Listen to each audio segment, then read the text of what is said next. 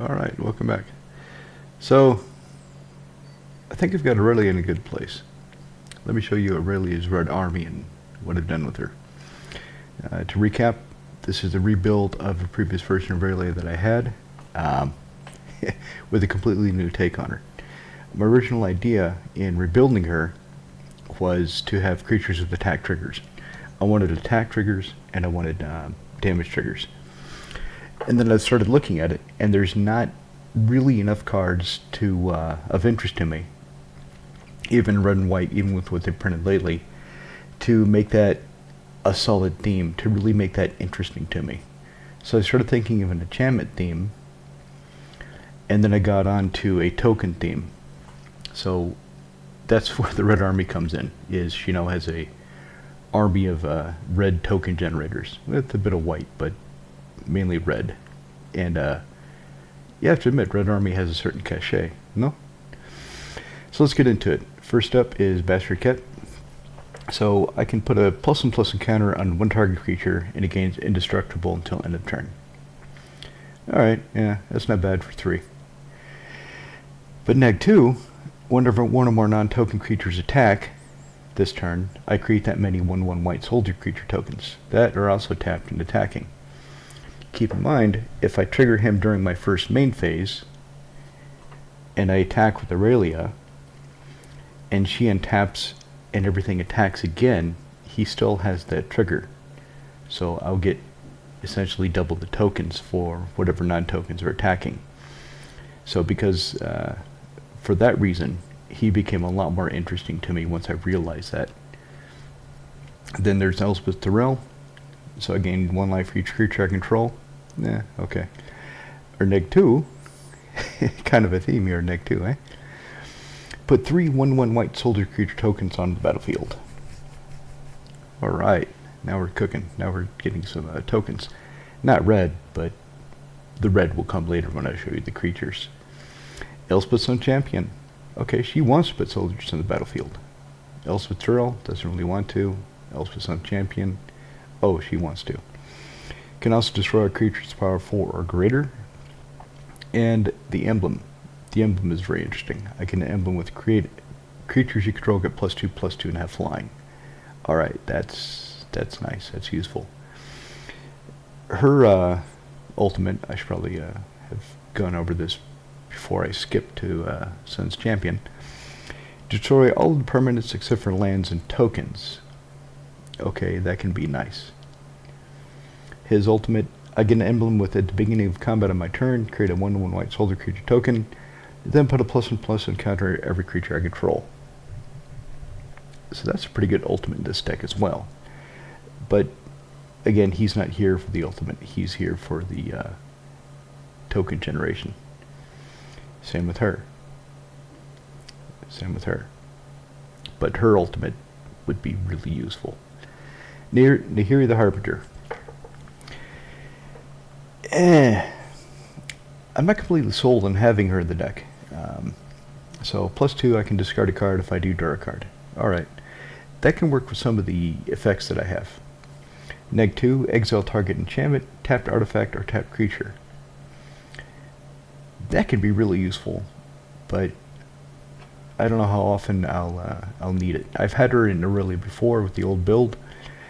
I didn't draw her that often, didn't cast her that often, so I don't know how effective she is in practice. On paper, she looks great.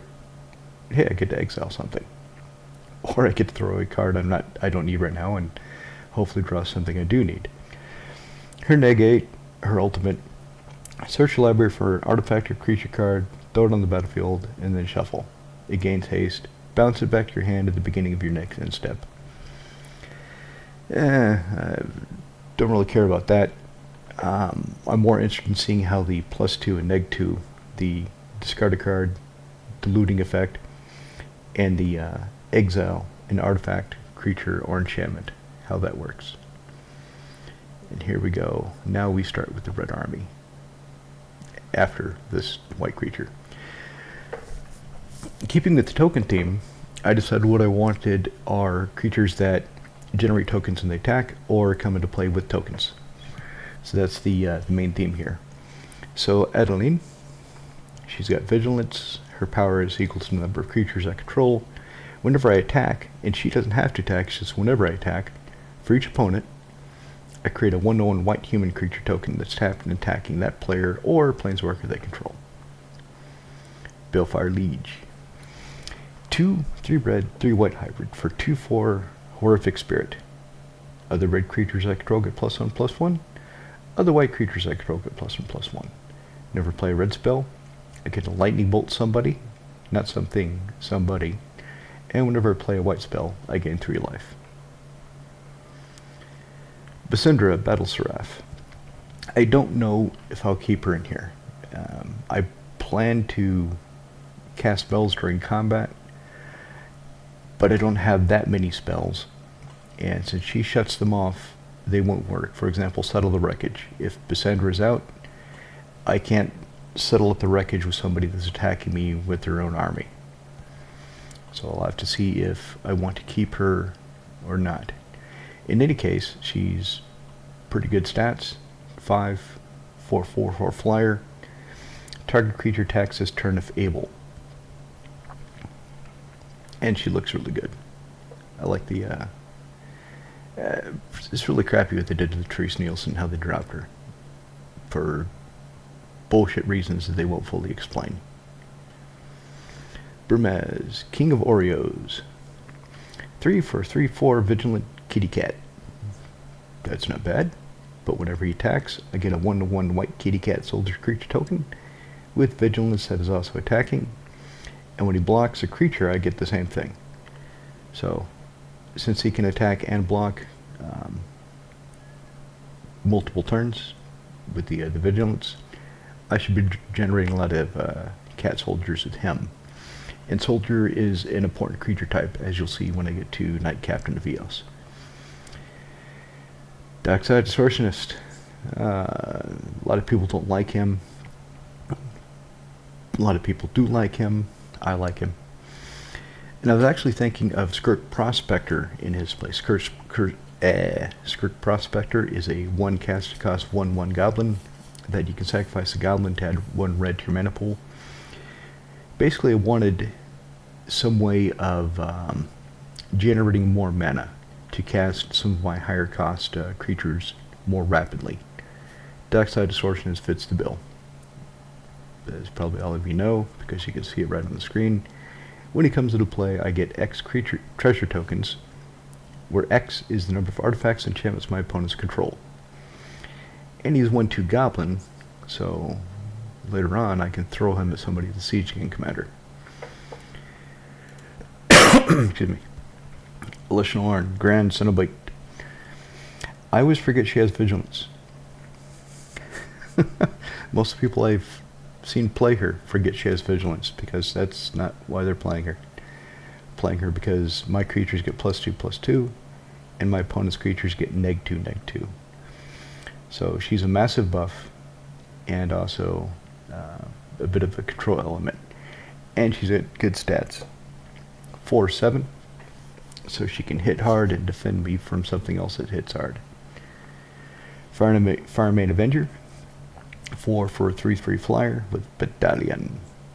Whenever she and at least 2 other creatures attack, I get to lightning bolt somebody or something, and I gain 3 life. So unlike Balefire Liege, Firemaid Avenger, her trigger, I can hit a creature. Let's get on with the red. Krinko, Mob Boss. Got a lot of goblins in the deck. Be cool if I have a lot more goblins on the battlefield. So I decided to toss him in here. Tap. Double your goblins. Put X 1/1 red goblin creature tokens on the battlefield, where X is the number of goblins you control. Otherwise, he's 4 for a 3/3, so yeah, not too bad. Yes, I could have gone more heavy goblins in this deck. I could have made it essentially a goblin deck commanded by Aurelia. But if I'm going to build a goblin deck, I'm going to have it red, black-red, and commanded by Wart, Boggart, Ante. And since I'm not doing that, I'm just experimenting more with the different creatures I have access to. Knight Captain of Eos. 5 for a 2/2. That's pretty crappy. But when he comes into play, I get 2 1/1 white soldier creature tokens. And I can spend a white, sacrifice a soldier, prevent all combat damage that would be dealt this turn. So Brimaz, he creates cat soldiers. Knight Captain Vios, he doesn't care what kind of soldier it is. All he cares is that it's a soldier and he can throw it up for fog. Erois, God of Victory. 4 for a 7/4 indestructible god. Of course, I need a Devotion 7 in red-white to have him be a creature, but if he's just an enchantment, it's still pretty good, because creatures I control cannot be blocked except by 2 more creatures. Essentially, my creatures have menace, and my attacking creatures do not take combat damage. So, with Aurelia, that's quite nice, because I can attack, my creatures don't die, she untaps everything, and I can attack again. Something I want this deck to do is I want to attack recklessly, often with a lot of things, and anything like Erois that makes so my creatures don't die allows me to be even more reckless in my attacks. Inferno Titan. He's not really necessary in the deck. I might take him out after thinking about it. So 6 for a 6/6 with fire breathing. And when he enters the battlefield attacks, I get to deal 3 damage, 3 1 points of damage, divided as I choose among any number of target creatures or players. So if I can get my Fire Emancipation out, then that would be 9 damage that I can divide any way I choose, and then he becomes a lot better. But in any case, at the moment, I'm still a bit on the fence to whether or not he'll be in the final build. One thing that leads me to put him in the final build is I like having the duality, the completion of having Inferno Titan and the Sun Titan. Sun Titan will not come out. He's key in the deck.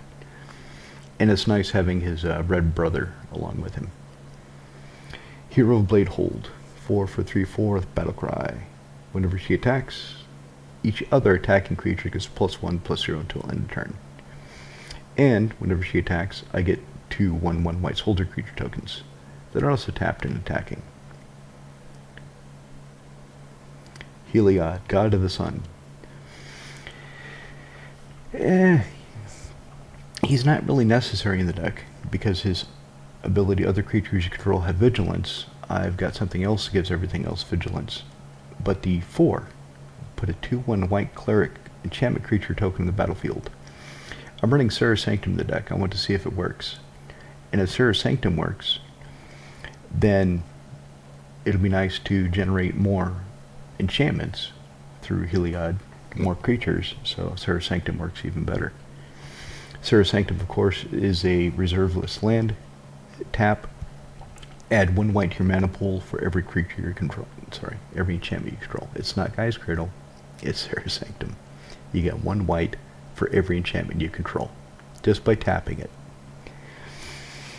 Other than that, he's indestructible, and he's got Devotion 5 white. And looking at it, that's not really guaranteed. I mean, Noblesse of War, he'll activate Heliod. Balefire Liege will get him up there quickly, but I've got a lot more red than I do white in the creature section. Goblin Rabble Master. Continuing with the Goblin theme. So, other Goblin creatures I control attack every turn if able. At the beginning of combat on my turn, I get a 1/1 red Goblin creature token with haste. Whenever he attacks, he gets +1/+0 until in turn for each other attacking Goblin. So he doesn't really make that many tokens, but it's guaranteed every turn. At the beginning of my combat step, I will get a token. And if I have ways of increasing the tokens, doubling the tokens, well, that's even better. Grinko, Tin Street Kingpin. Whenever he attacks, he gets a +1/+1 counter. Then I create a number of goblins equal to his power. I've got a few ways of buffing the team early. Balefire Liege, not really early. Elish Norn, of course, is going to take a while. But if I get him up to 2 power, 3 power, then every turn I'm making 2 or 3 goblins. And then he becomes a lot more interesting, a lot more valuable and useful. This deck is still untested. I plan to push it together as quickly as I can. It won't be complete, but I'll push it together in time for my Thursday night pub event. Thursday night EDH at the pub. Record the game, and then post it for all of you to see how this actually works in practice. And then I could talk about what is coming out because it didn't work out as well as I thought it would, and what would be going in to replace it. Legion Loyalist. 1 for a 1/1 Hasty Goblin. Whenever he and at least 2 other creatures attack, creatures control gain first strike and trample and cannot be blocked for creature tokens. The trample. That's really cool. It'd be cool if you gave the other creatures haste, but that's really asking for too much. Legion Warboss. 3 for a 2/2 Mentoring Goblin. Soldier. So in a pinch, I could use him for the fog from the Night Captain of Dios. At the beginning of combat on my turn, I get a 1/1 red goblin creature token with haste and has to attack. So if I stack everything right, let's say Krinko's out, Warboss is out, and Krinko Mawboss is out, he would get at least 1 goblin. Well, if he attacks. Yeah, so declare combat, he attacks, and it's not going to work the way I thought it would. So he would already be attacking, and I would get the goblins. He would be attacking, and I would have his goblins. The attack declaration is already passed, so Krinko Mawboss, if I use him at this point to double the number of goblins I have, they won't be able to attack. Of course, they don't have haste, so they wouldn't be able to attack anyway, unless I have something that gives it haste out, which I've got a couple of things that give it haste. Excuse me. Whenever Legion and War Leader attacks, create 2/1/1 white cat creature tokens with lifelink. So they're not soldiers, they're just white cat creatures, but they have lifelink. And I like that I've got little ways of gaining back some of the life that I will inevitably lose over the course of the game. Otherwise, Legion War Leader is 4, 2 colorless, 2 white, for 4/4 cat soldier. So he's a soldier, but he doesn't make soldiers. He just makes cats. Noblesse of War. 5 red or 5 white for 3/4 Spirit Avatar. Attacking creatures control get +2/+0. So if he attacks, he's a 5/4, flying. And if the goblins attack, so if I've got him, and I've got Krinko, 10-3 Kingpin, when Krinko goes to attack, if Noblesse is out, he will get +2/+0 from the Noblesse. He will get a +1/+1 from his attack trigger, and then I will create 4 1/1 goblin creature tokens. I like the way this is going. Ogre Battle Driver. 4 for a 3/3 Ogre Warrior. Whenever another creature enters the battlefield under your control, the creature gets +2/+0 and haste until end of turn. So if I do have a bunch of goblins in my main phase, first main phase, double them. They all get +2/+0 in haste. So attack with abandon.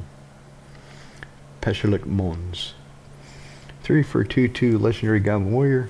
Whenever he or another goblin I control dies, he deals 1 damage to anything I want. I can spend 4, sack a goblin, and create 2 1/1 red goblin creature tokens. And I don't have to do it on my turn. I can do this as an instant. So if some of my goblins are going to die and I've got the mana available, I can sacrifice them to replace them and increase them. Or Brask the Hidden. I like that he does 2 things for me at once. So it gives my creatures haste. And I was really looking for effective ways of giving all my creatures haste. He was an early inclusion. Ogre Battle Driver was an early inclusion. But he also makes my opponent's creatures come into play tapped. So he slows down my opponents. Other than that, he's a 4/4 for 5. Sun Titan. So whenever he comes into play or attacks, I can return a target card permanent with CMC 3 or less from a graveyard to the battlefield. He's going to do a lot of work in this deck. I expect a lot of goblins to die, a lot of my 3 casting cost goblins, and I expect some of my lands to die, and he can bring my lands back. You'll see why my lands will die in just a moment. Squee, Dubious Monarch. 3 for a 2/2 Hasty Goblin Noble. Whenever he attacks, see the theme? I get a 1/1 red goblin creature token that's also tapped and attacking. Okay, I can cast him from a graveyard by paying 3 in a red and exiling 4 of the cards from a graveyard. I'm not going to do that. I don't like exiling cards in EDH, which is funny because in my vintage decks, modern decks, I've got no problems at all with exiling cards from a graveyard. Pretty much because I don't have many ways of getting them back in most of my decks. But in Commander, also because I don't have the duplication of having 4 ofs, I always include things in my deck that will get things back. I always think, okay, if I lose some of my key creatures, some of my key enchantments, how do I get them back into the graveyard?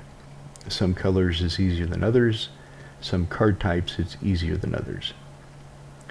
So, Squee, if he dies, Sun Titan should bring him home. Siege Gang Commander. 3, 2 red for a 2/2 goblin. Whenever he comes into play, he comes in with 3 1/1 red goblin creature friends. 1 in a red, sack a goblin. He does 2 damage to any target. So if I've got the Battle Driver out, I play the Siege Gang Commander, I get 3 3/1 hasty goblin tokens that I can sacrifice if I want to, but sending them into the fray might be a better idea. Peripheral Scout of the Forge. As mentioned with Inferno Titan and Sun Titan, I like the duality of having both the red and the white gods in this deck. And this guy, okay, you see how many token generators I have. I have a lot of token generators. And they all trigger on what I want to do, for the most part, which is attack. And whenever a token comes into play, a creature comes into play, not just a token, he deals 2 damage to all my opponents. So if I have Perforos out, I play Siege Gen Commander, there's 6 damage to all my opponents. And it just gets worse from there.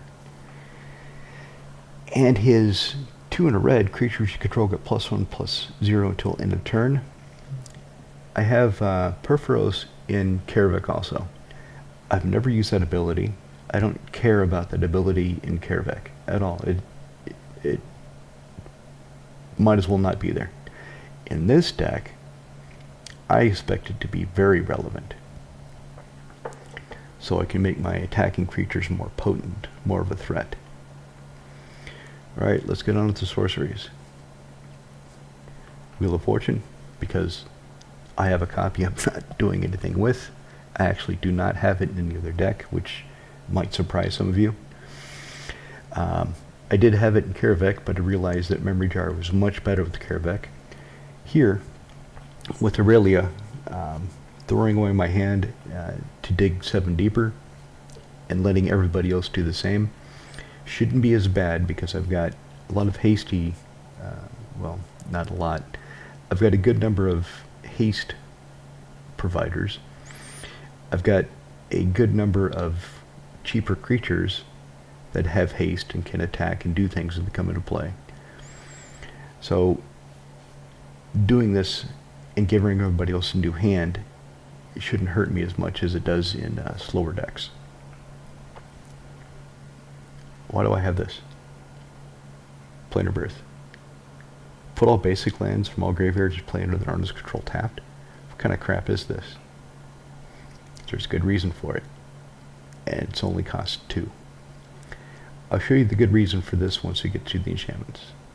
But keep in mind, 2 sorcery, put all basic land cards from all graveyards into play under owner's control tapped. And when I cast this, even though my opponents are going to see what I'm doing with it, I don't think in most cases people will counter it. Because in every commander game, over time, if it goes long enough, everybody else will have basic lands in their graveyard too. Either they have 8 or more at the end of their turn, so they throw away a few lands in order to keep their spells. Somebody forces them to discard. There's a lot of reasons that people just randomly have some basic lands in their graveyard over the course of the game.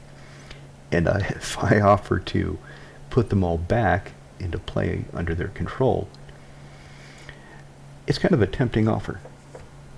Right. Increasing Devotion. 5, and I get 5/1/1 white human creature tokens. If I flash it back, I get 10 instead. So if I've got Ogre Battle Driver and a cast Increasing Devotion, I've got 5 3/1 hasty white humans to attack with. And then I can flash it back later and get 10 3/1 hasty white creatures. And this is, of course, not completely discounting the fact that I should have other things that give random buffs. Balefire Liege, Elish Norn, Noblest of War, things like that. In the same vein, Hordling Outburst. Hordling Outburst could very well be Mog War Marshal. But is it the War Marshal? Let me just make sure.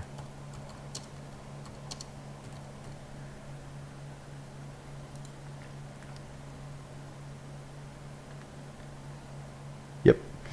So, Hordling Outburst, 1, 2 red, and I get 3/1/1 Goblin creature tokens as sorcery speed. Instead of that, I could put in Mog War Marshal, so he only costs 2, he costs 1 less, and I get 2 creatures immediately, him and a token, and then when he dies, I get another token. It's kind of a toss-up. He comes down quicker. He himself is a creature, so he can attack, but Hordling Outburst gives me the 3 immediately. So it could very well be that later on, after I test it and I see how it works, I decide to cut Hordling Outburst for the War Marshal. Blasphemous act. I should have a lot of creatures. My opponent should have some creatures. In any case, when I cast this, it shouldn't cost more than 3. To deal 13 damage to each creature. Should clear the board pretty well. Might clear my side too, if I don't have something special that you'll see in the enchantment section in play. Austere Command. Every deck needs a reset of some kind or another. So choose 2. Blow up artifacts, blow up all enchantments, destroy creatures CMC 3 or less, destroy creatures CMC 4 or greater. Take your pick and keep going. Instance. Aurelia's Fury. So red, white, X. And Aurelia's Fury deals X damage divided any way I want among any number of creatures or players. Tap each creature damage this way. Players still damaged this way cannot cast non-creature spells this turn. So it's got a lot of usefulness. I can cast it for a little bit of mana and make it so certain big creatures I don't want to attack, assuming that they're going to attack me, but I can keep certain creatures from attacking for a turn, and I can basically hit my opponents with silence so they can't cast anything to stop me for a turn. Or I can just do a lot of damage.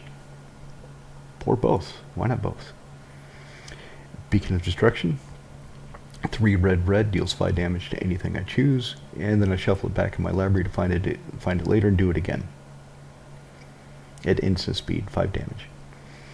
Boros Charm. This is why I'm thinking of taking out Bassandra, because during combat is when I would want the charm. It can deal 4 damage to target player. In commander, who cares?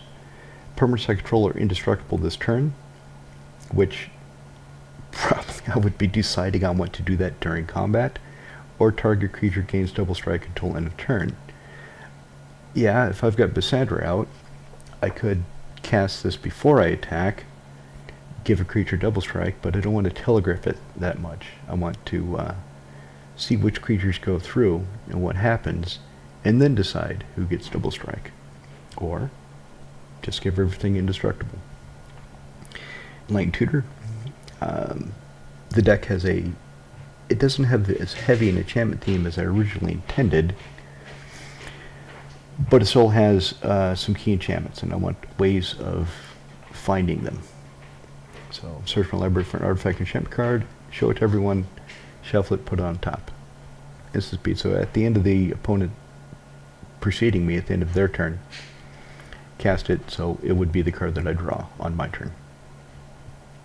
That's how you do it. Fate Forgotten. Exile target artifact or enchantment. If Nahiri works, I probably don't need this. I like that it's a surprise. I like that I can spring it out at instant speed to permanently deal with a artifact or enchantment that's vexing me. I'll see how it plays in live game. Intimidation Bolt. Deals 3 damage to target creature. Other creatures cannot attack this turn. Wow, that's a lot of slivers you got there. And I can't target them. I can target one of my creatures. I can target one of his creatures. And then your sliver still can't attack. Because other creatures can't attack. That's the thing about Intimidation Bolt.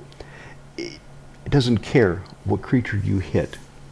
As long as a creature gets hit, other creatures cannot attack this turn. Last ditch effort. Okay, got a lot of tokens. If somebody plays something like their own Elish Norn or Massacre Worm, all my tokens are going to die. So I want some way on tap of being able to, in response to the Massacre Worm wiping out my army of 1/1 goblins, I'm just going to throw them at you. So I sacrifice them all, throw them at you. Massacre Worm enters the battlefield, and I don't have any creatures for it to kill, so I don't lose any life. Settle the Wreckage. I've got something in here that's going to incentivize everybody to attack, including myself. And I want some way of dealing with an army that's more potent than the one I've managed to develop at a certain stage of the game. So I can settle up the Wreckage. Exile attacking creatures target player controls. And they can search the library for that many basic land cards, throw them on the battlefield tapped, and then shuffle. Swords Plowshares. This is actually going to become Soul Snare. The nice thing about it is it's an instant, it's a surprise. I can spring it on somebody when they least expect it. Soul Snare, of course, it sits there, they can look at it, they can think about it, but Soul Snare is an enchantment, and it feeds Serra Sanctum. It feeds the enchantment theme. Or maybe I'll keep both. Like I said, I haven't decided, and if you look at the numbers down here, I still have to cut 3 cards I'm showing it to you with those 3 extra cards because I haven't decided what to cut yet. Once I play my live game Thursday, and I get more idea of if the deck itself is even that good, as fun as I expect it to be, I should know more about what I need and don't need. Artifacts. Here we go. Here's a jump card from Urza's Legacy, Angel Trumpet 3. The new wording is, of course, creatures have vigilance. So, attacking doesn't cause creatures to tap. All the creatures get vigilance. At the end of everybody's turn, tap all untapped creatures they control that did not attack this turn, and Angel's Trumpet deals 1 damage to the player for each creature tapped this way. So, if I'm attacking all the time, I want to give everybody else an incentive to do the same thing too. Let's just have a massive chaotic war. And to break the symmetry, I do have ways of tapping my creatures. I have something here to tap my creatures, so the ones I don't want to attack, I can tap them for something else, and then Angel's Trumpet will see that they could not have attacked because they were tapped before my combat phase, and I won't take damage for them. Arcane Signet, because why not? 2, add 1 mana of any color, commander's color identity. Boros Signet, 1, tap, add white, red. Skull Clamp. Got a lot of tokens. Yeah, I've got a lot of ways to buff them, but I've got ways to sacrifice them. And sometimes you'd rather have 2 cards than some random creature. Skull Clamp helps you get those cards at the cost of that random creature. Soul Ring does what it does. Everybody knows what Soul Ring is, I think. I don't have it's not Talisman of Hierarchy. I don't have the red-white Talisman in here because it deals damage to me. And I've already mentioned Fire Emancipation. So I don't want to get myself in a situation where I have the Talisman and I have Fire Emancipation and I really need the red or I really need the white, and so I start lightning bolting myself with my own artifact. So to that end, I don't have it's not Hierarchy. Talisman of something. Anyway, if I decide I need another mana rock, I'll probably put in Star Compass. I recently put one into Shroom, and I like it. I like it a lot. It's pretty cool. Yeah, it comes into play tapped. Gives you 1 mana of any color basic land you control can produce. But it's neat, and it doesn't deal damage to you. Here's the enchantments. So I've actually got 17 enchantments.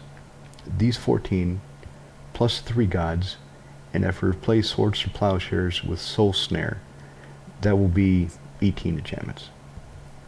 Let's get to them. Angelic Renewal. If any creatures die or put in my graveyard for play, I can bury Angelic Renewal, and return one of those creatures to play. This enchantment works very well with Sun Titan. So everything's attacking. I know they're going to kill one of my creatures.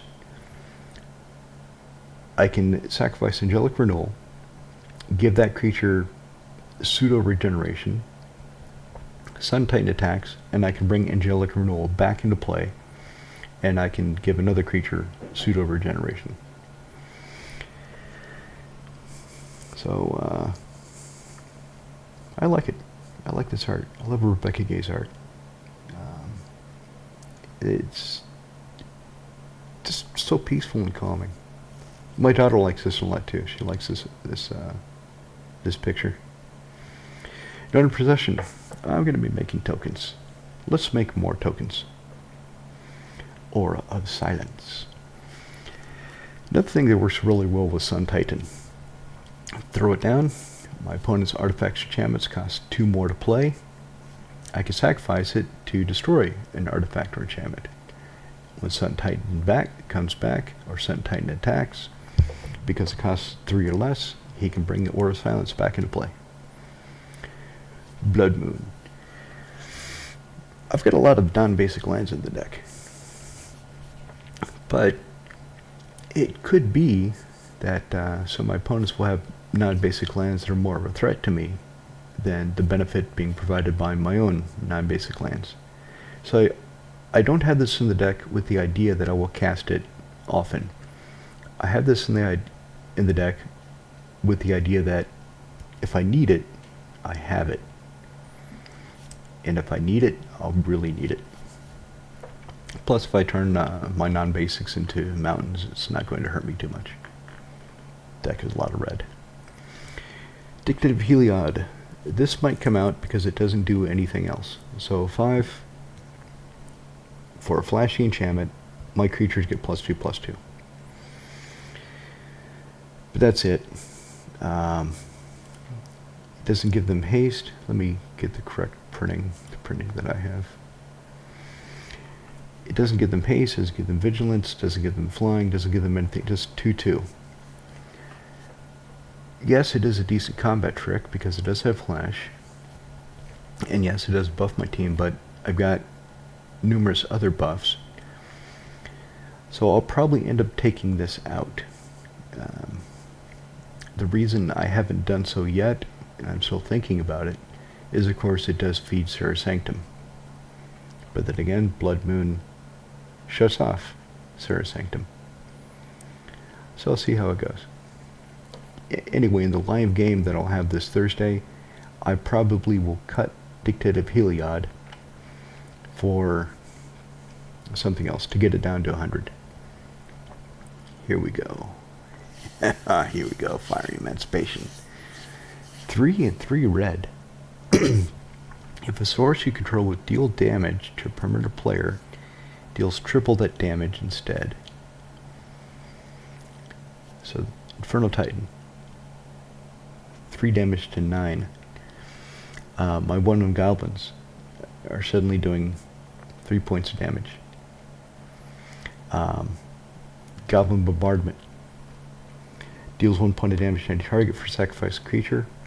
All of a sudden that's 3 damage per creature. CGN Commander. Instead of dealing 2 damage, I'm dealing 6. So, yeah, this is not coming out of the deck. This is one of the key enchantments. World Leader's Call. In many videos I said that I'm ignoring everything after Livy's wedding.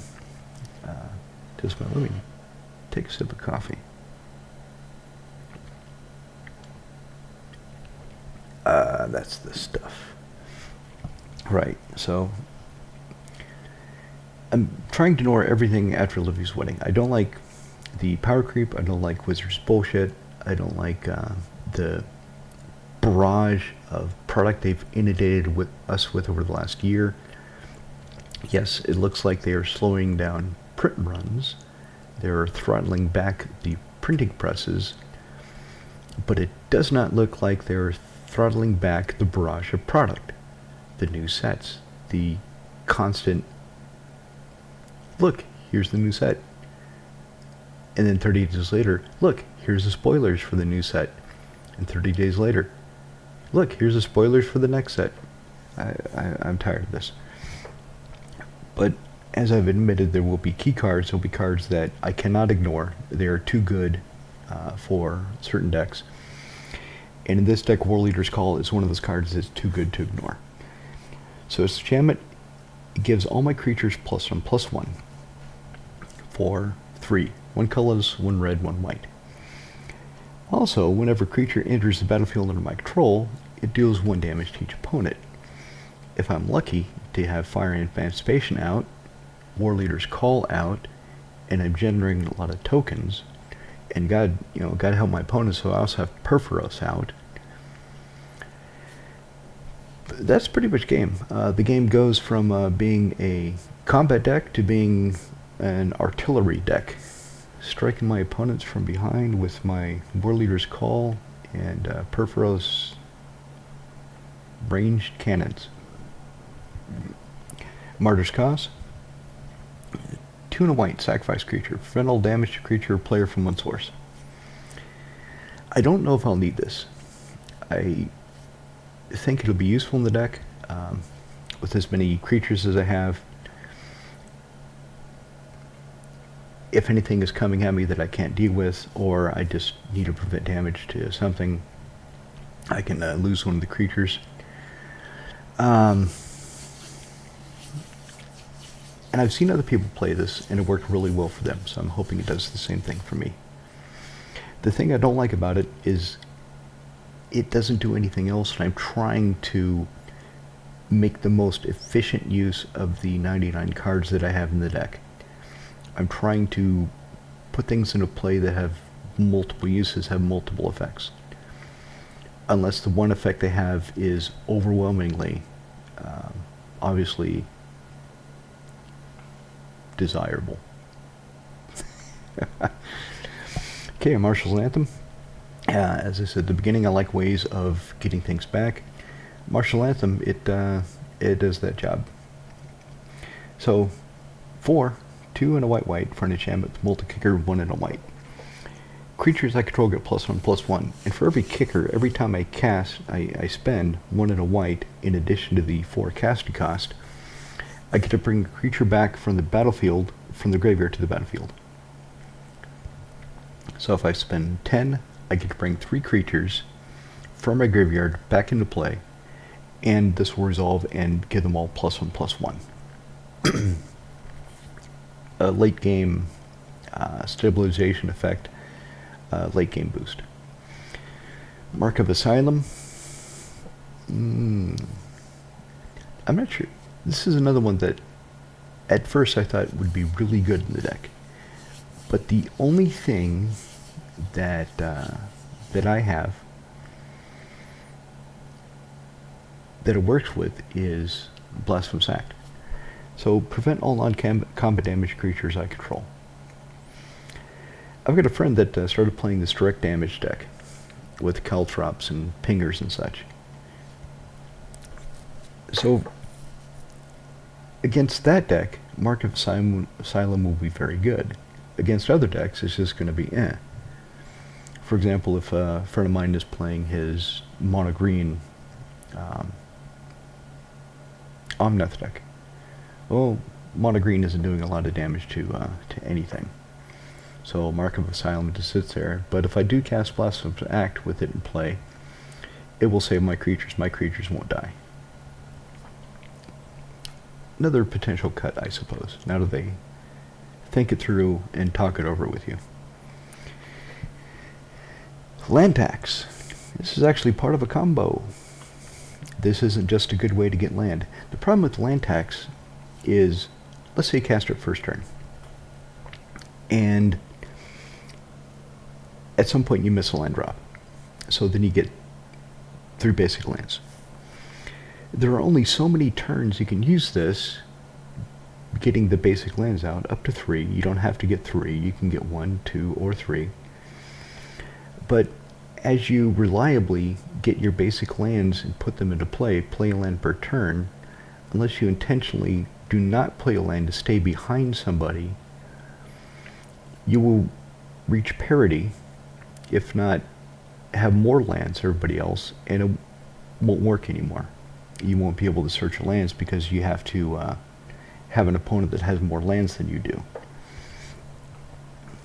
So I thought about that, and I figured out a card, a junk rare. In fact, the foil Apocalypse version is still only 100 crowns. That's how crap this card is. So this junk rare, this Goblin Trenches, 1 red, 1 white, 2 sacrifice land, put 2 1/1 red and white goblin creature soldier tokens into play. So it creates goblins for Krinko. It creates soldiers for Knight of Eos. They are red and white, so I've got the Balefire Liege, they'll be 3/3.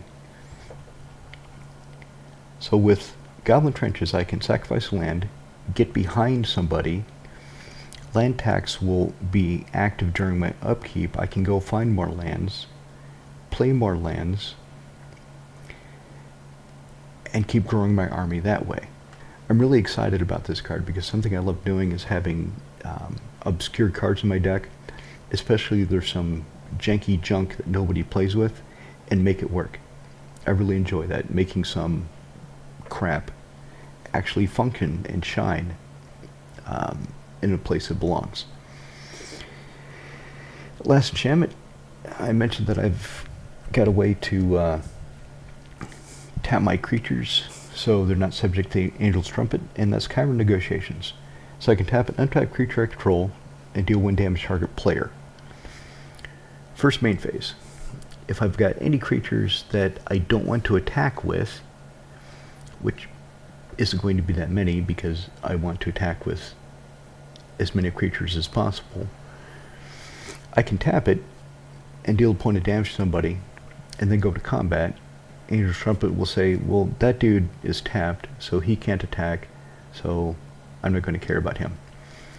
The other thing is, Chiron Negotiations, at the end of the turn of the opponent directly preceding me, because all creatures should have vigilance, because of the Angel's Trumpet, and on my side, Heliod, if he's in play, I can tap whatever untapped creatures I have, machine gun my opponents, and then during my untap step, untap all the creatures.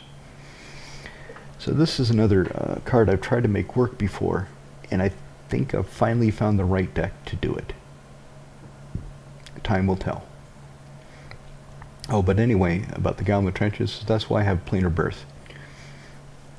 So if I've been sacrificing land, let's say I've got 5-6 land in my graveyard, basic lands, because I've been turning the lands into elements of my army, I can cast Planar Birth, get those lands back into play, of course tapped, and do it again. So let's look at the land suite. So Blood Moon, if I have Blood Moon, shuts off my Arid Mesa. I can't fetch, I get a mountain, which, okay, that's not too bad. Battlefield Forge. Yeah, I did say I'm not putting in the Talisman because of Fire Emancipation, and the Forge, it does the same thing. Tap, add red, white, deals 1 damage to me. And if I've got the Emancipation out, I'll be lightning bolting myself. But I think with the land, because it should come, say, get it the first turn or two, I should get the land well before I get the Fire Emancipation. The Talisman, the way I play, typically I would use the Talisman for the mana more. Something I tend to do is, when I'm playing, if I need a specific color mana, I will try to tap my artifacts for it, because those are destroyed more often than lands. So if I have got the Talisman out, and the Forge, and if I need 1 red and I need to take a point of damage for it, I would tap the Talisman, so if it gets destroyed, I've used it. Other than it getting destroyed when it's untapped and I get no use out of it, if that makes sense. Clifftop Retreat, decided to like this art. A lot of cards in this deck are different art than the first build Aurelia that I have, including Aurelia herself, because I wanted to change the feel of it. I want it to feel different. I want it to be her own new direction with her Red Army. And Mary of the Sky Ruin. I've heard this art is a mistake. I heard the artist made a mistake in it, that it's missing some element. I forget the story, but you can look it up if you're curious and find out what the mistake is with the secret lair in Mary of the Sky Ruin. So it enters the battlefield tapped, which is something I don't like. I really try to minimize that in all of my decks. But the other effect, at the beginning of my upkeep, if I have 7 more planes, I can return target creature from my graveyard to the battlefield. And I've got a lot of planes in this deck. Hull of Heliod. I really don't like the foil layer that MoxField uses. I don't like how it makes the card more indistinct. I understand they have to do something to show that it is a foil, but to me it makes the card less readable, less legible. And the reason that you're seeing this, I could just show another version of the Hall of Helios Generosity, but whenever I do one of these decks in MoxField, the cards you're seeing are the cards that I either have in paper that are going to go, that are in this deck, or the cards that I want to buy for this deck. So this version of Hall of Helios Generosity, there is no other, okay, it's not a Magic Online promo. Yes, I could use this and be more legible, but that's not the card that I have for the deck. I have this one, this Modern Horizons Time Shift. And I like my MoxField deck list to match what I have in paper or what I'm planning in paper. So anyway, the reason it's in here is 1 and a white, tap, put target enchantment card from a graveyard on top of my library at instant speed, so it's the card that I draw, so I can recast whatever the hell it is. Probably Soul Snare. Speaking of Soul Snare, let's just do that. Let's take out Source Plowshares. Let's put it to Considering. And let's do Soul Snare. Get that up in the deck.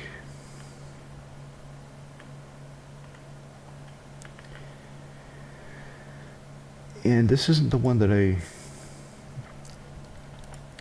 would get for it. I would get this Modern Horizons 2. Where is the... yeah, this one.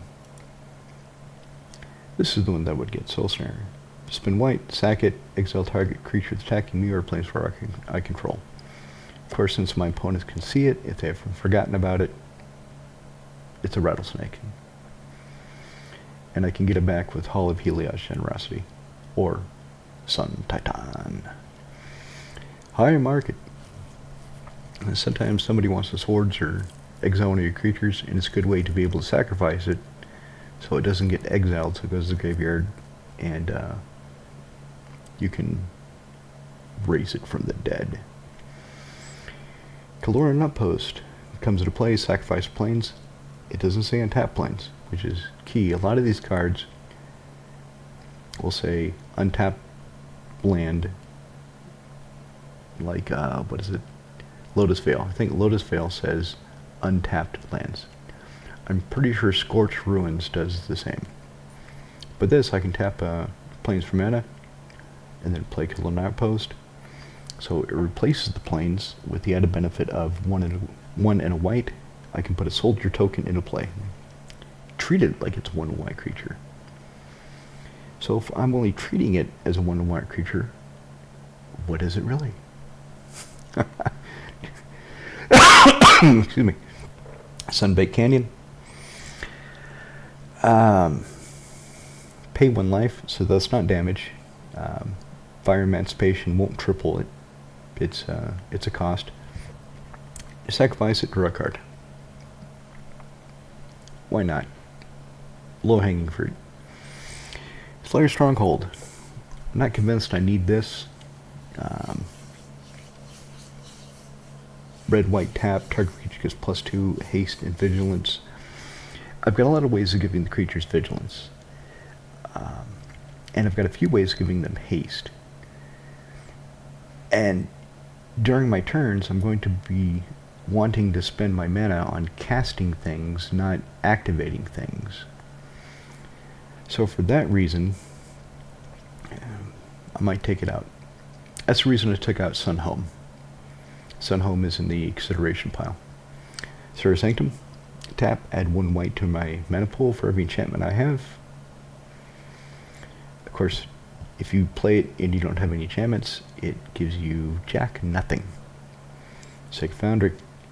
I want this art for Aurelia. I don't have it yet. I'll play her with what I have in paper on Thursday, see how it goes, and then I'll decide what I really want to get for the deck. Of course, I'm going to want a Sacred Foundry, and I'm going to want this one, but I'm waiting to to obtain 1. Plains, I decided to use the Lorwyn Plains and Mountain combo in this deck. Nykthos Shrine to Nyx. Of course, Blood Moon turns it off. But if it doesn't, choose color, add an amount of mana to that count your devotion, add an amount of mana equal to my devotion to that color. So this way of getting out some of the more costly things quicker. Inshallah. Mountain. Terrain generator. Probably don't need it. Mainly thinking of land tax. So if I'm getting a bunch of lands with land tax, having a way to put them into play quicker is ideal. I could use Thawing Glaciers, but Thawing Glaciers is slow. And without burgeoning, to throw the Thawing Glaciers back down between my turns, on my opponent's turns, so it's untapped and ready to go again on my turn. If I have to pick it up, play tapped as my land for the turn, each time, and then it's too slow for this deck. Aurelia wants to go fast. She wants to smash people. Let me show you some of the cards that I was considering for this deck. Some of them I might actually play on Thursday because I had them in paper, and some of the cards I presented above I don't have yet. Zerael, Archduke of Avernus. 4/4 loyalty Planeswalker. +1 creature electro, get +1/+0 and haste till end of turn. That is why she would be in here. Her neg 6, you get an emblem with at the end of first combat, untap everything, and then you get an additional combat phase. That's what Aurelia is for, so I don't care about that at all. The 0, her middle ability, create a 1/1 red devil creature token with when it dies, deal a point of damage to any target. That could be useful. That could be interesting, especially with Fire Emancipation. So on Thursday, I'll probably have her in the deck, and if she does well, if she shines, then I'll figure out something to take out and put her in. Ardas, Cobbler of War. 2 for 1/1 legendary Goblin Shaman with haste. So when she comes into play, or another creature I control comes into play, it gets +2/+0. If they don't have haste, it doesn't matter. It's irrelevant. So let's say I have her, okay, she comes to play, she's a 3/1 haster that turn. Next turn I play Crinkle Mob Boss. Okay, she doesn't give him haste, she makes him more powerful, but he still can't attack. Sorry, Tin Street Kingpin. Crinkle Tin Street Kingpin is who I was thinking of. So unless I have a way of tapping him, getting him to attack to create those tokens, it really doesn't matter. Sure, at sorcery speed, I can spend 4 and make a 1/1 red goblin creature token with haste, so it would be a 3/1. But that's pretty mana intensive. For that reason, she's under consideration, but I'm not making any effort to acquire one for the deck at this time. Aurelia Champion, protection of black and red. Whenever any creature comes into play, I may gain 1 life. With all the tokens generating, I would be gaining a lot of life. I should be. But she doesn't do anything else. She doesn't lead me to attack. She doesn't buff my attackers. So for that reason, I'm not putting her in the main now. But if it becomes clear I need more ways of gaining life, I'll turn to her. Cavalier of Flame. 5 for 6/5 Elemental Knight. So 1 red, creatures control get +1/+0 and haste until end of turn. Yeah, that's really good. That's what I want to do. But at 5, I'm not sure when I'm going to get him out. So this guy really would like him. He'd really be nice. And it's kind of a toss-up between him and Zerael in the final build. She comes down quicker. I don't have to spend mana for her to do anything. Just +1 her, and my creature gets +1/+0 in haste. Him, I can pump mana into it and keep giving them. So if I spend 6, they'll get +3/+0 in haste. So there's that. And when he comes into play, I can throw away any cards I want and then draw that many cards. So he can filter my hand. And when he dies, he deals damage to each creature and opponent they control, or X number of land cards from a graveyard. So again, with Goblin Trenches, sacrificing lands to build my army, put more lands in my graveyard, he should do more damage. All three things really work well with the deck idea. It's just, there's just something about him that I'm not convinced. I should probably just get one, shove him in the deck and see how he works. Yeah, I'll do that. Crashing Garbage. So I was looking for things that give my creatures haste, that don't cost a lot of mana, come down early, because in the first few turns I want to be casting goblins, I want them to be hasting and attacking. So Crashing Garbage only costs 2 for 0 full wall. Tap it, creatures you control gain haste till end of turn. So this is colorless, so easy to cast, comes down early. Of course it has a sit a turn unless I can give it haste the turn it comes into play. And each turn when I build more tokens, I can give them all haste. So this has good synergy with the deck. It's just because that's the only thing it does and it can't attack by itself. I'm not pushing myself to include it right now. Gisela, Blade of Gold Knight. Let me take another cup of coffee.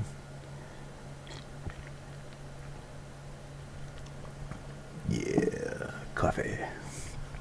Okay. Excuse me.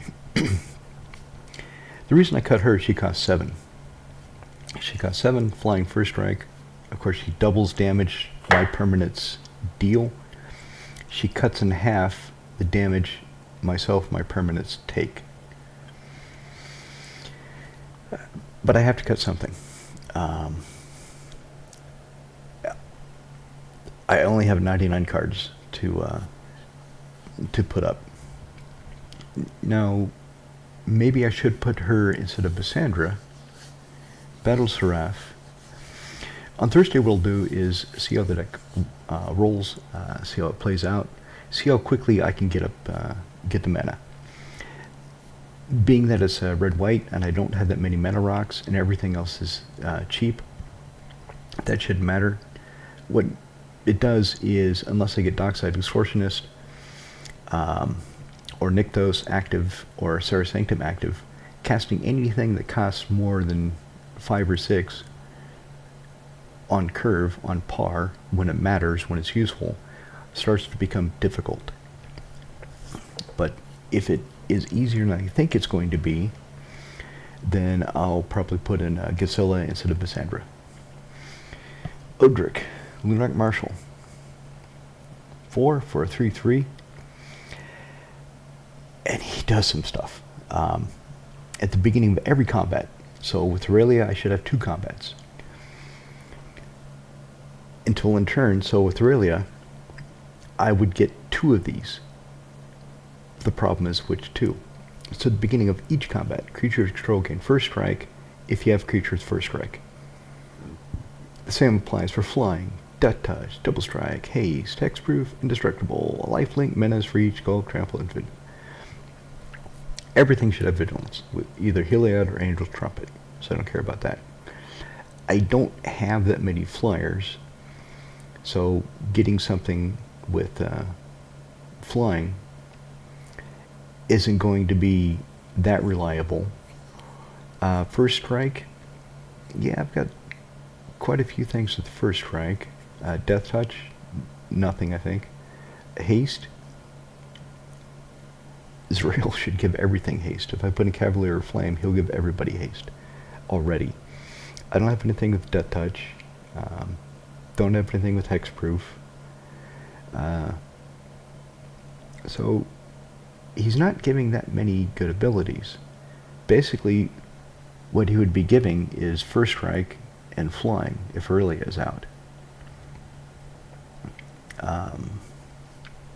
So I'm still thinking about him, but I don't get that many buff the team spread around abilities out of him in order to make it so I say to myself, yeah, I need to find a place for Odric.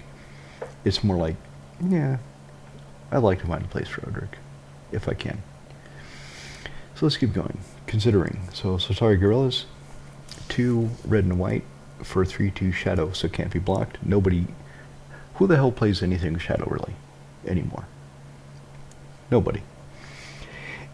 And if he assigns, if he hits an opponent, which he will, nobody plays shadow, I can redirect the damage to a creature, so I can use him as a way of killing creatures. Not really worried about that. So for that reason, I've put him in this consideration pile. Solitary Visionary, again, he has shadow, 3 cast cost, 2/2 cleric. And if he damages a player, I can destroy an enchantment that player controls. That's good. Not a lot of enchantments that I'm worried about that I can't already deal with, though. Aura of Silence, Fate Forgotten. Both those should be adequate to deal with significant enchantments that are retarding my game plan. But if it becomes obvious that enchantments are a problem with the games I'm playing, well, I'll reach to Solitary Visionary and shove him in the deck somehow. Spite Mare, 2 red, 2 white hybrid for 3/3 elemental. Whenever it's dealt damage, it deals that much damage to target creature or player. If I cast Blasphemous Act and this takes 13 points of damage, it deals that to something else too. It would be really nice if it maybe cost 2 more, maybe smaller, and to redirect the damage, but it doesn't. So if I cast Blasphemous Act, it takes 13. One of my opponents can take 13. Or if I'm blocking something, whatever damage it's taking, I can redirect. But because it costs 4, I don't have that many ways of getting it back, so it's like a one-trick pony. And if I cast Blasphemous Act, I'm probably not going to do it until I have Mark of Asylum in play, and Mark of Asylum would prevent the Spite Mare from taking the damage in the first place.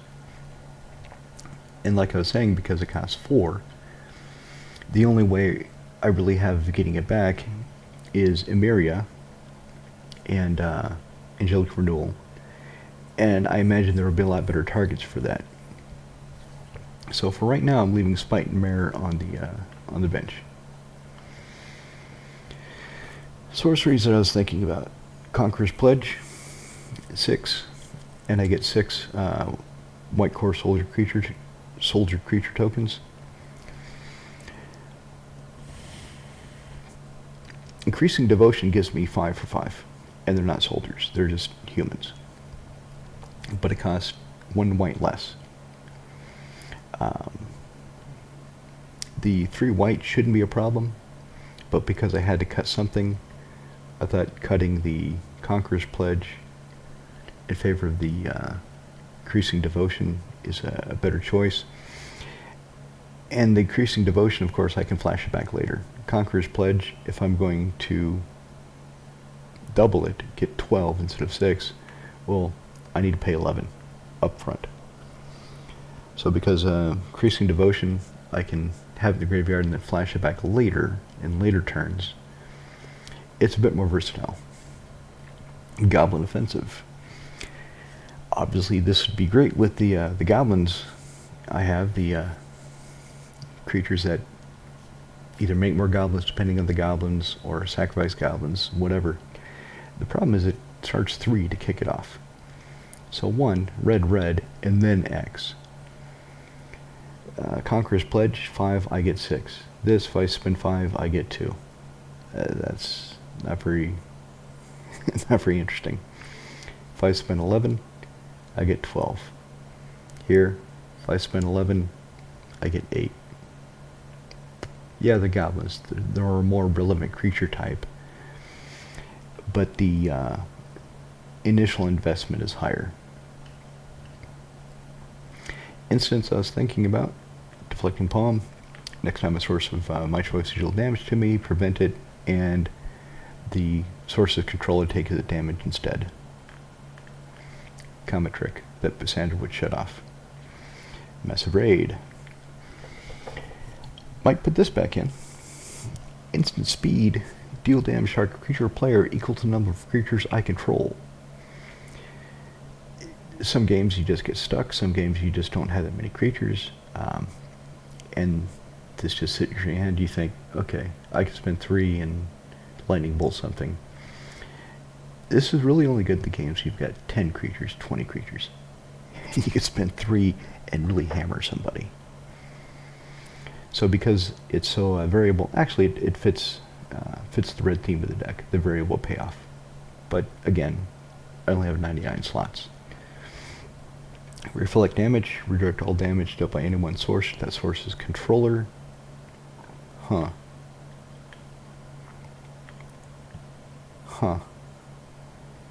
It's just a 5 casting cost deflecting palm, in essence. So, for that reason, I'm leaving it there to show you that I was thinking about it.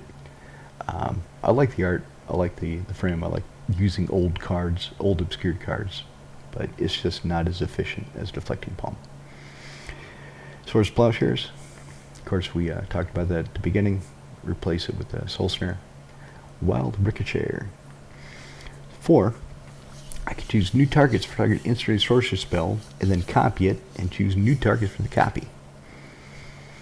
This is so useful, it's so nice. It's, again, I only have 99 slots, I have to cut something, and I want to attack. This doesn't attack.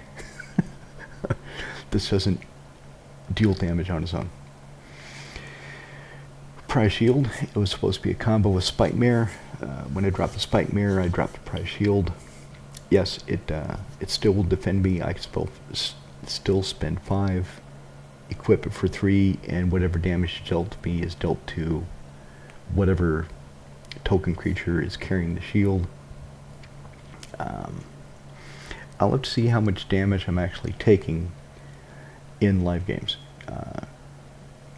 Because, of course, what somebody can do is you put Prize Shield on some token creature expecting that you're going to get hit for a massive wave of damage,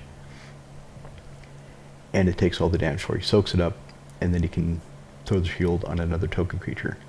What can happen in practice is you put Prize Shield on some little 1/1 token creature, and somebody says, when it's not your turn, when you can't equip it, oh, I've got this random thing that does 1 point of damage. I'll deal 1 point of damage to you or to that creature, so the shield comes off. It's just sitting there, and then they can attack with everything, and you're not defended by the shield. So you have to put it on a big enough creature that will survive random little niggling damage you might take in order to have it ready for the big swings. Something to think about. Helm of Possession. I really need to put this in the deck. I really need to think of a way of having this in it. All the decks I have with tokens, all of them, bar none, have a Helm of Possession. It's just that good. You throw it into play for 4, and you don't have to untap it during your untap step. 2, tap, sacrifice a creature, and if you've got tokens, you've got creatures, gain control of target creature at instant speed, as long as you control Helm of Possession and it is tapped. So this is not really, considering this is just what do I take out for it, this will go in the final build somehow. Embercleave. Some of you are thinking, why the hell would you have Embercleave in a massive goblin token attacking deck? Because even though it's really good, it only gives 1 creature +1/+1 double strike. I want to attack with mass creatures. I want things that go wide. Yes, this will seriously buff one creature, say Aurelia herself. So Aurelia herself, with only the Embercleave, she would have 4 power, and she would have double strike, and she would have 2 attacks. But since I don't have that many planned creatures, that maybe now I'm talking myself into it. That's why it is under consideration, because I'm still thinking the deck is still in flux. It is not settled and done yet. It's not done and dusted. And here we're in the final stretch. Last cards that I'm thinking about. Assemble the Legion. It's too slow. It's really good. A friend of mine runs it in this token deck he has, and it's fantastic when he can draw it. Bring your upkeep, put a counter on Assemble Legion, then put a 1/1 red and white soldier creature token onto the with haste. I didn't read that part. It's got haste. Oh. For each muster counter. Okay. Okay, I need to think about this more. Crap. So anyway, put it down turn 4, 5, depending on your acceleration level. Next turn, it gets a counter. Next turn has 2 counters. Then and each time you get that many soldiers, so it grows your army. The thing is, with all the goblins I have, the goblins should be growing the army, and they come down faster, and they start swinging quicker. I don't have to wait as much. Plus, if some Legion gets destroyed, I do have ways of getting it back, but then I have to play it, and then I have to wait a completely new turn to start putting muster counters on it again. And I'd rather just go faster with goblins, with Legion and War Leader, with Burmaz. So that's the route that I've chosen. I might regret it, might not, don't know. Divine Visitation.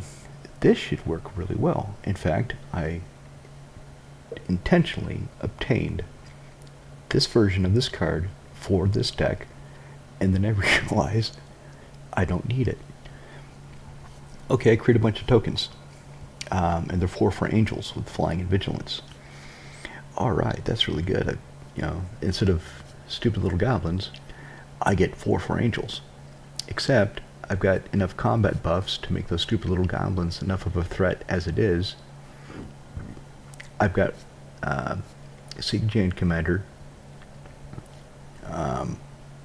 Instead of soldiers, I'm getting angels, but I've got a Knight Captain of Eos. I've got ways of doing things with soldiers, and turning them into angels just shuts it off. And it doesn't do anything else. And again, as I've said a few times, I want cards in this deck that do multiple things as much as possible, or one thing really well. So this would come down, I would have to start generating tokens, turning them into angels. I would lose the benefit those angels provided when they were previously soldiers or goblins. And it really doesn't give me that much of a benefit, I see. Maybe I'll change my mind, maybe not, I'll find out. Goblin Assault, so I was looking at ways of getting more creatures with haste into play. More token generators. So this gives me 1 goblin with haste at the beginning of all my upkeep. So every turn I get a goblin. The thing is, I have goblins that give me goblins every turn when I attack, which is what I want to do anyway. This does help with Serra's Sanctum, so that's why it's still in the pile of maybe I'll use it, maybe I won't. In the Web of War, this should be really good, the deck, but it has the same problem Divine Visitation does. It comes into play a little bit later than I want to, because I want my creatures to start attacking as quickly as possible, and it just sits there and does nothing except when I have creatures come into play. Now, of course, I should have lots of creatures coming into play, and when they do come into play, they'll get +2/+0 and haste until end of turn. that's it. Um, Ogre Battle Driver, he does the same thing. Comes down a turn earlier. Yes, he's a creature, and creatures are more likely to die than an enchantment. But he can attack too. He's also a little bit easier to bring back because of Vimiria, because of Angelic Renewal if I need him. In the Web of War, being a 5 casting cost enchantment, that's the wrong printing too. Because it's 5 casting cost enchantment, a little more difficult to bring back, more costly to bring back. So for that reason, I'm seeing if it's fine to leave it out. Sphere of Safety. So if I have 18 enchantments, the 15 in the enchantment pool, plus the 3 gods, Sphere of Safety should be pretty good, except it doesn't help me attack. It doesn't help me with my game plan. It only stops my opponents from attacking me. And if all my creatures have vigilance because of Heliod or Angel's Trumpet, when they attack me in reply to my attacking them, I should have blockers. I should be able to defend myself. So I shouldn't need a Sphere of Safety. But time will tell. Sun Home. This should be in the deck, a lot of you are thinking. But it costs 5. It costs 2 red and white plus this land to give 1 creature double strike.